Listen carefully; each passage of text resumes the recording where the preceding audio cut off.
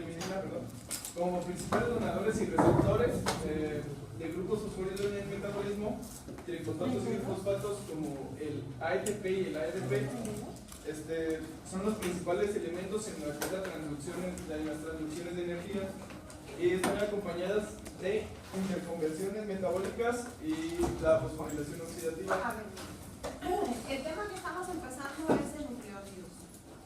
Los nucleótidos son los otros compuestos nitrogenados que tenemos en el organismo. O sea, de las moléculas que nosotros tenemos, las biomoléculas, hay dos que tienen nitrógeno en su estructura: los aminoácidos, que ya los vimos, y los nucleótidos.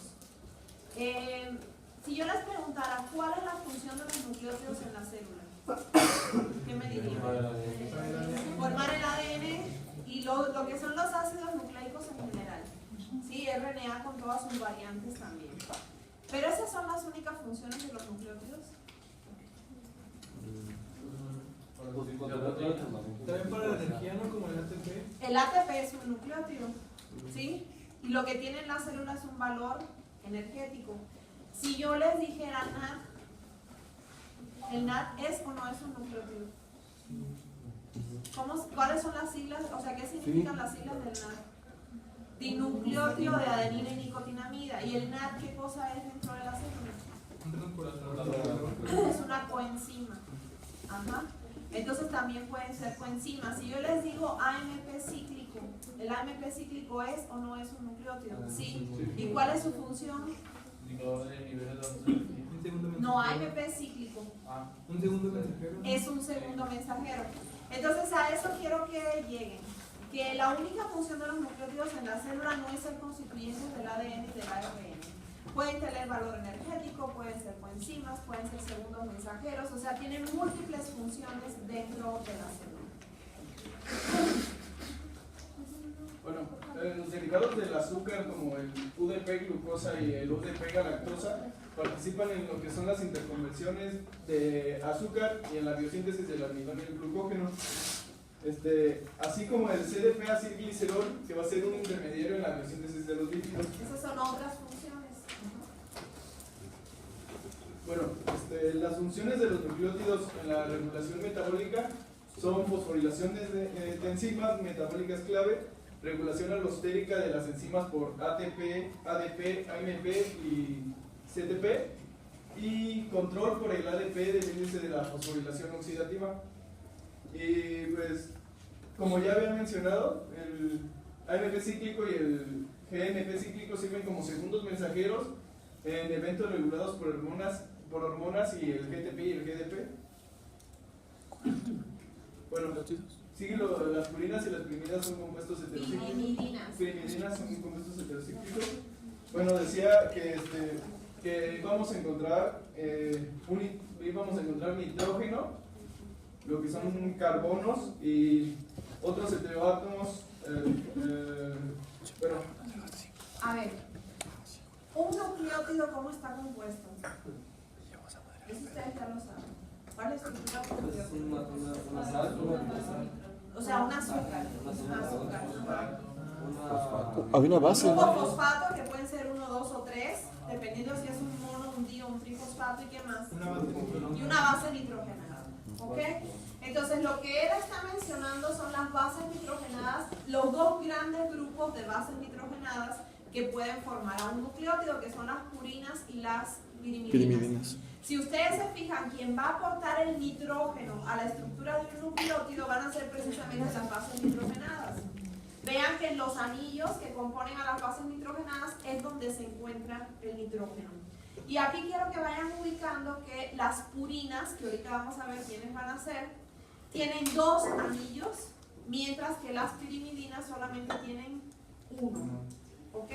Porque esto va a tener importancia para la síntesis. Entonces, los dos grandes grupos de bases nitrogenadas son las purinas y las pirimidinas. Las purinas con 2 anillos, las pirimidinas con 1 anillo, y en ese anillo es donde se encuentra el nitrógeno que forma parte de la estructura. ¿Son los dos tipos? Los dos grandes grupos de bases nitrogenadas. Bueno, también mencionaba que la pirimidina tiene un nombre más largo, pero su estructura es de menor tamaño. Así es. Y la purina tiene un nombre más corto, pero su estructura va a ser de De mayor tamaño, tiene 2 anillos. Bueno, decía también que los grupos oxo y amino de las purinas y pirimidinas muestran tautomerismo. El tautomerismo es la propiedad que tienen ciertos compuestos orgánicos de comportarse en distintas reacciones como si tuvieran dos o más composiciones. Sí, o sea, si ahí se fijan, lo que pasa es que hay un doble enlace que puede variar de posición. ¿Sí lo ven? El enlace que está hacia el grupo amino o el enlace que está en el oxígeno. ¿Sí? ¿Sí se ubican? Y cualquiera de las dos, o sea, esté en una o en otra posición ese doble enlace, de todas maneras sigue siendo una purina o sigue siendo una pirimidina. O sea, son variantes estructurales, pero que no afectan en sí lo que viene siendo el funcionamiento de estas estructuras. Bueno, también mencionaba que esto se iba a deber a la migración reversible de un átomo, especialmente de lo que es el hidrógeno, o de un grupo de una molécula. Bueno, los nucleósidos son N-glucósidos. Los números con una prima 2 o 3 se van a distinguir entre los átomos de azúcar y de los heterocíclicos. El azúcar en los ribonucleósidos es la D-ribosa y en los desoxirribonucleósidos es la 2-desoxi-D-ribosa.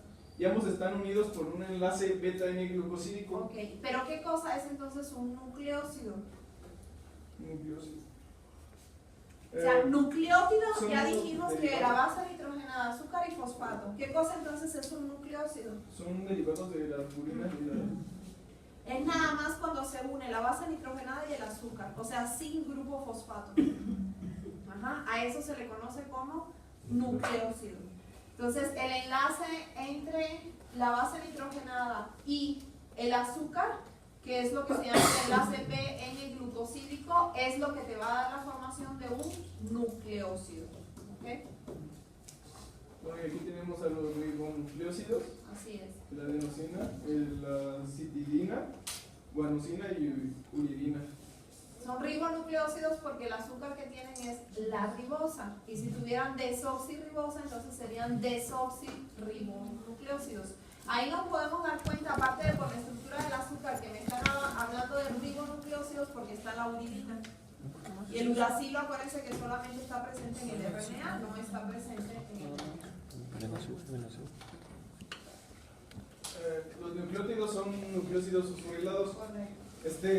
Los mononucleótidos son nucleósidos con un grupo fosforilo esterificado a un grupo hidroxilo de azúcar. Decía que, dado que casi todos los nucleósidos son 5, el prefijo lo íbamos a nombrar 5, aunque decía que cuando se mencionaba, cuando se citaba no se mencionaba. Pero ahí lo que te quieren decir es que normalmente el grupo o los grupos fosfatos se unen a lo que es el carbono 5. Ajá. El carbono que está en la posición 5 del azúcar. Eso es lo que quiere decir. También decía que el UMP y el DAMP representan nucleótidos con un grupo fosforilo en el C5 de la pentosa. Y los grupos fosforilo adicionales ligados por enlaces anhídrido de ácido al grupo fosforilo de un mononucleótido forman nucleósidos difosfatos y trifosfatos.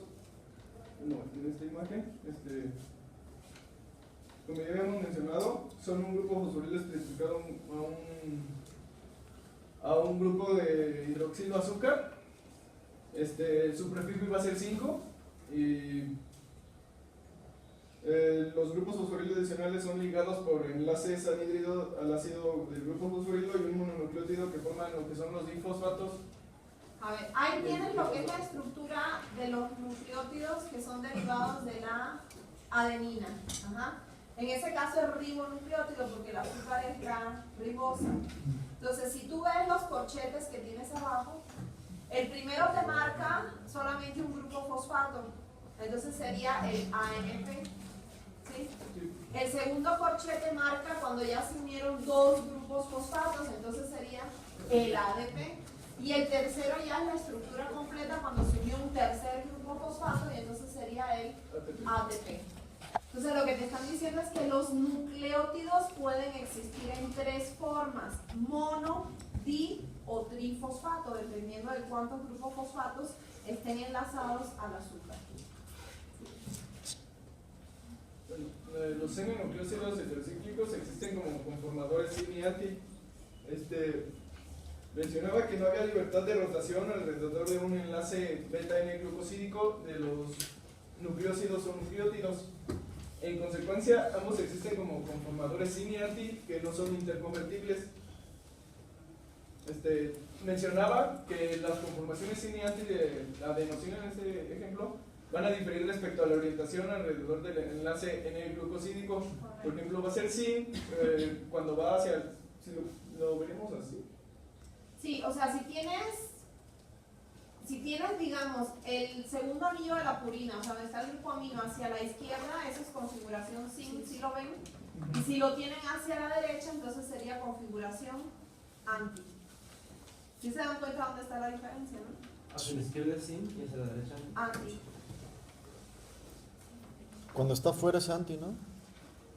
Sí, Bueno, hacia la derecha, si lo quieres ver izquierda o derecha, hacia la derecha sería anti, hacia la izquierda sería sin. Y bueno, esa tabla era la lista de las principales purinas y pirimidinas, Correcto. y sus derivados nucleósidos y nucleótidos. A ver, ¿quiénes van a ser entonces purinas? Acuérdense que purinas son las que tienen 2 anillos. ¿Alcanzan a leer? pues La el primera y la primero- segunda. Adenina y guanina. Adenina y guanina son purinas. ¿Quiénes van a ser pirimidinas? Citosina, uracilo y timina. Esas van a ser las pirimidinas. Y al final decía que el prefijo de desoxi indicaba que el azúcar es 2-desoxideribosa.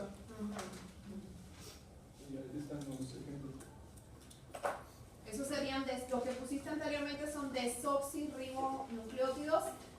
El segundo y el cuarto serían desoxirribonucleótidos, porque fíjense que en vez de tener un grupo hidroxilo, si lo ven donde está marcado en azul, solamente tienen un hidrógeno. Desoxi significa sin oxígeno. Entonces ahí el segundo, el que tiene la D que dice DAMP, y el ATMP, que es el nucleótido de timidina, serían desoxirribonucleótidos.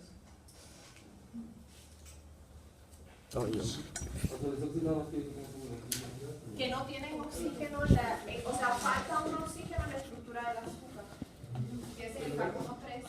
El oxígeno del carbono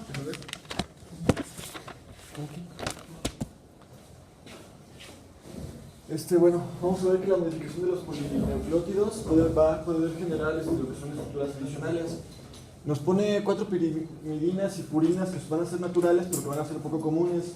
Estas van a ser la metilcistosina, la hidroximetilcistosina, citosina, la Dimetilaminoadenina. y la metilguanina. Ok, esas son, digamos, modificaciones de bases nitrogenadas que son poco frecuentes, pero pueden llegar a existir. O sea, normalmente cuando nosotros pensamos en base nitrogenada, pensamos en adenina, guanina, citosina, timina y uracilo. Pero puede haber algunas variantes que existen en algunos casos muy particulares, que son estas que su compañero está mencionando. Dice que estas se van a encontrar principalmente en pequeñas porciones en lo que va a ser el DNA y el RNA, y que van a funcionar como el reconocimiento de un oligonucleótido y en la regulación de la vida media de lo que va a ser el RNA. Vamos a ver también lo que son los nucleótidos libres y los intermediarios en el catabolismo de la adenina y la guanina. Correcto. Y nos pone de ejemplo la hipoxantina, la xantina, el ácido úrico. El ácido úrico. Miren, hipoxantina, xantina y ácido úrico nosotros lo vamos a ver cuando estudiemos lo que es la degradación de los nucleótidos de purina. El ácido úrico seguramente ya les suena, ¿sí o no? Sí. Porque es la causa fundamental de qué. de la desestructuración aminosa. Sí, no es de la degradación de los nucleótidos de purina, pero clínicamente hablando de la gota. Ajá, la acumulación de ácido úrico. Si nosotros vemos la estructura del ácido úrico, él es una base nitrogenada. Nada más que es una base nitrogenada que nunca la vamos a encontrar en la estructura de ningún ácido nucleico, ni con otro tipo de funciones dentro de la célula. Él va a ser un compuesto de desecho del metabolismo de las urinas. ¿Qué otras dos son bases nitrogenadas que tampoco las vamos a encontrar dentro de los ácidos nucleicos ni con otras funciones, sino que también forman parte de esas vías de degradación? La xantina y la hipoxantina. ¿Sí? Insisto, cuando veamos las vías de degradación los vamos a ver a todos ellos y ellos solamente van a tener ese papel dentro de lo que son las vías de degradación. Bueno, nos decía que la cafeína es una Trimetilxantina. y las dimetilxantinas, la teobromina y la teofilina son similares, pero que carecen de un grupo metilo en N1 y en N7. Dice que estas lo vamos a encontrar en los derivados de la xantina, como la cafeína del café, la teofilina del té y la teobromina del cacao.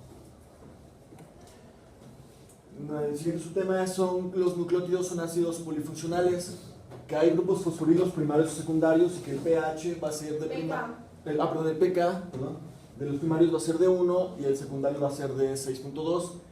La carga va a ser negativa, el pH fisiológico, bueno, obviamente, y los valores de pK en los grupos secundarios van a servir como donadores o como aceptores de los grupos protones. Si el grupo fosfato normalmente a pH fisiológico está cargado negativamente, eso nosotros ya lo habíamos visto, que incluso por eso necesitábamos, si se acuerdan, al magnesio para estabilizar las cargas negativas del ATP.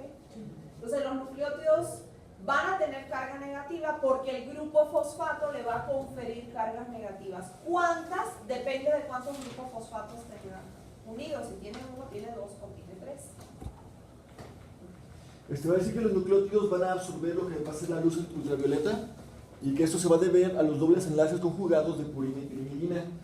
Dice que los espectros van a ser dependientes del pH. Dice que el pH en 7 de todos los nucleótidos van a absorber a 260 nanómetros y que a eso se le conoce la absorbancia de 260 nanómetros. Es como, bueno, me imaginaba que era como el pH ideal y que los 260 nanómetros. No, eso tiene que ver con lo que ustedes han visto en el laboratorio. O sea que hay sustancias que absorben la luz a una determinada longitud de onda y eso permite que tú puedas utilizar esos parámetros para ciertas pruebas. Por ejemplo, para nosotros visualizar el DNA se utiliza lo que se llama un transiluminador de luz ultravioleta. ¿Por qué? Por esta propiedad que les están diciendo de que los ácidos nucleicos tienen la capacidad de absorber la luz ultravioleta. Entonces, si nosotros los ponemos en luz ultravioleta, vamos a poder, digamos, de alguna manera visualizar la presencia o no de un ácido nucleico. ¿Y qué se va a dar las modificaciones químicas?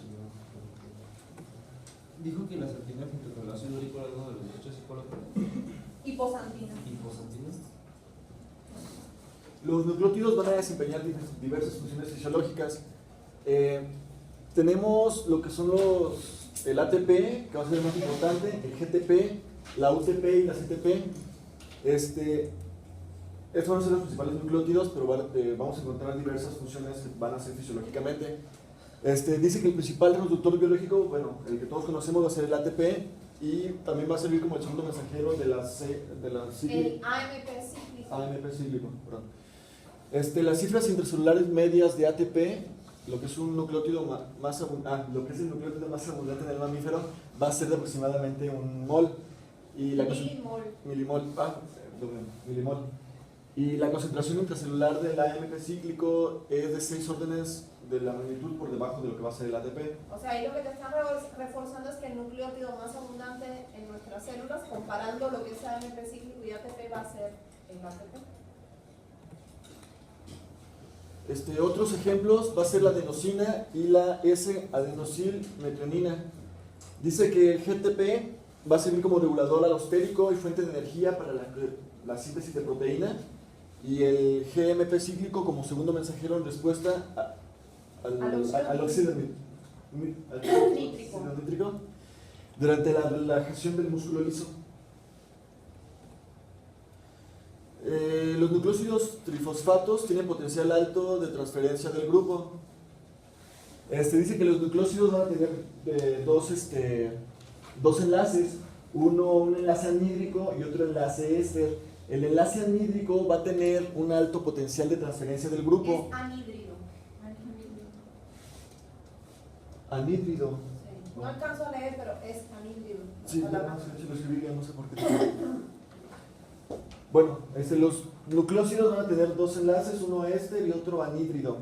El anhídrido va a tener un alto potencial de transferencia en el grupo. Y este alto potencial de transferencia en el grupo va a permitir principalmente dos cosas. La primera va a ser la transferencia de una porción del nucleótido monofosfato con una liberación acompañante del PP.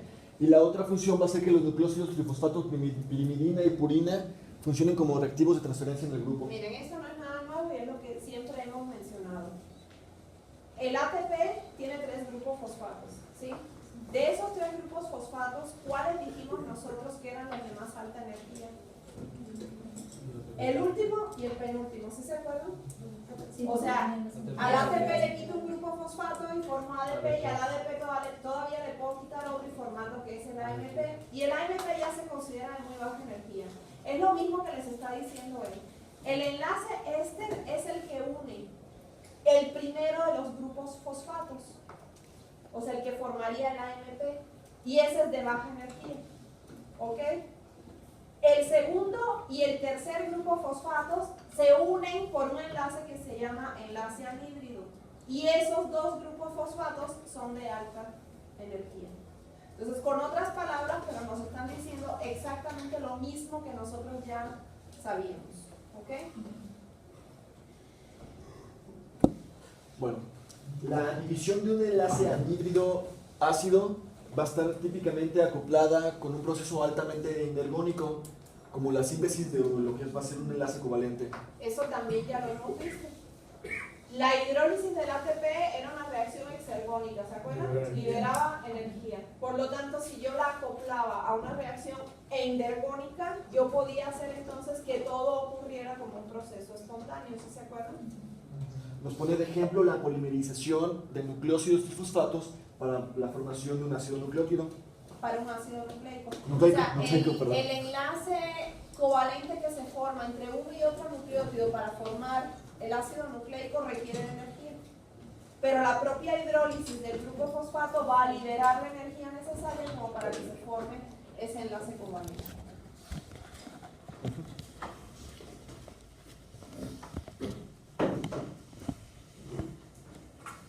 Ahora vamos a ver, el subtítulo es análogos de nucleótidos sintéticos se usan en quimioterapia. Aquí solo nos dice que los análogos de los nucleótidos, purinas, pirimidinas, nucleósidos y nucleótidos modificados en el anillo heterocíclico de la porción de azúcar se van a utilizar para el tratamiento del cáncer bueno, sí, en la quimioterapia especialmente.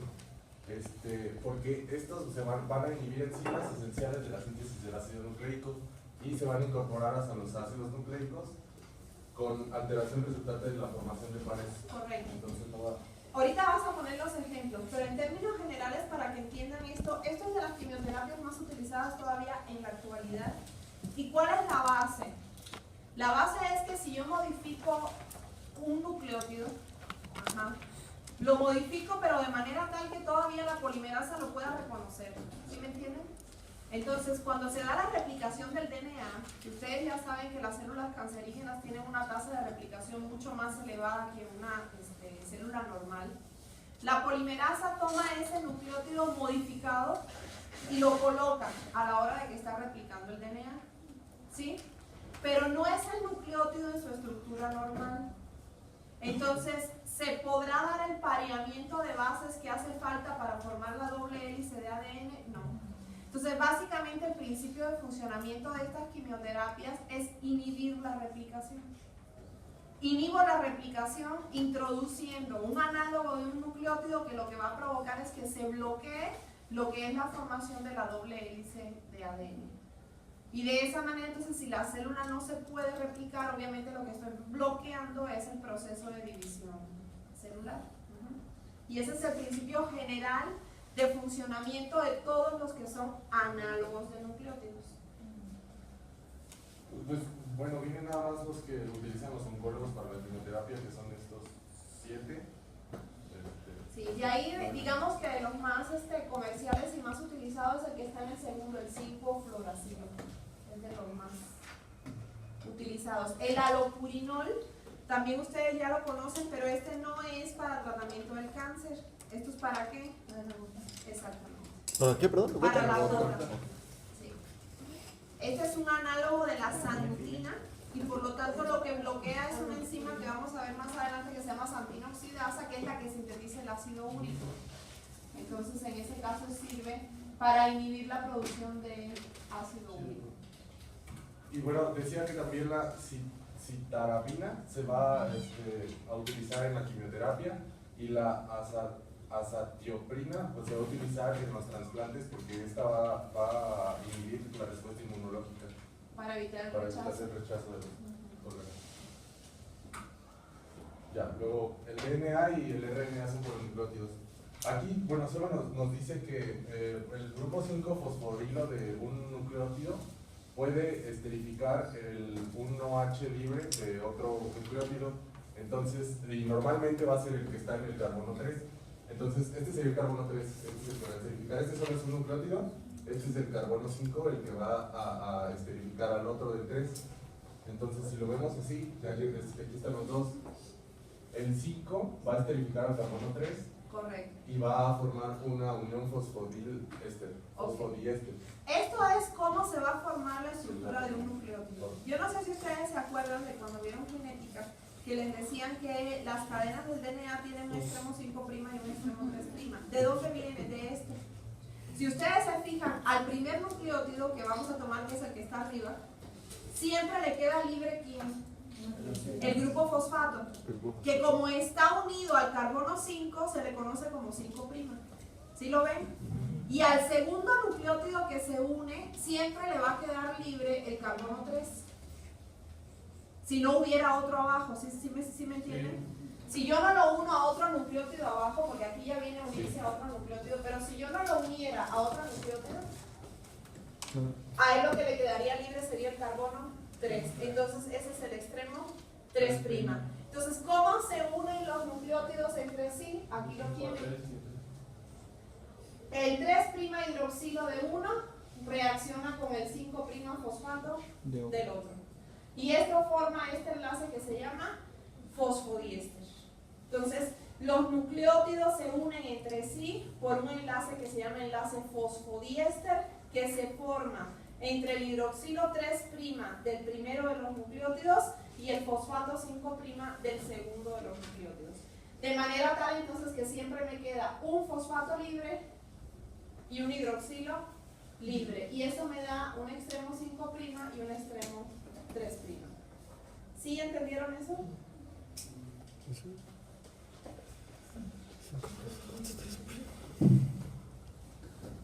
¿Es juntando el extremo 5' del fosfato? ¿Perdón? Juntando el extremo 5' del fosfato con el extremo 3'. Con el 3'. Pero aquí lo importante es que el primer nucleótido lo que te va a aportar es el hidroxilo 3'. Y el segundo te aporta el fosfato 5'. ¿Ok? Y se unen entonces ese hidroxilo y ese grupo fosfato por un enlace que se llama enlace fosfodiéster. Entonces, como el primero aporta el hidroxilo, le queda libre el fosfato. Y como el segundo aporta el fosfato, entonces le queda libre el hidroxilo. Bueno, ya esto va a ser lo que va a formar el esqueleto del DNA y el Y del RNA, correcto. Bueno, decía que en ausencia de las fosfodiesterasas, que van a ser las que van a romper esta unión, el DNA es muy estable. Entonces por eso es que en los fósiles aún encontramos ADN. Así es. Y fíjense cómo, ahí el enlace también nos da otras cuestiones importantes. Fíjense cómo el grupo fosfato que forma parte del enlace fosfodiéster, esto siempre va a quedar hacia afuera. Por eso el ADN tiende a tener carga negativa. Y fíjense cómo las bases nitrogenadas van a quedar hacia la parte interna, si lo queremos ver así. ¿Por qué? Porque ellas se tienen que parear con las bases nitrogenadas de la otra cadena. ¿Sí me entienden? Que se pareaban adenina con timina, citosina con guanina. Entonces, esto que ustedes tienen ahí hacia su lado derecho quedaría hacia la parte interna de lo que es el DNA y el grupo fosfato quedaría hacia la parte externa.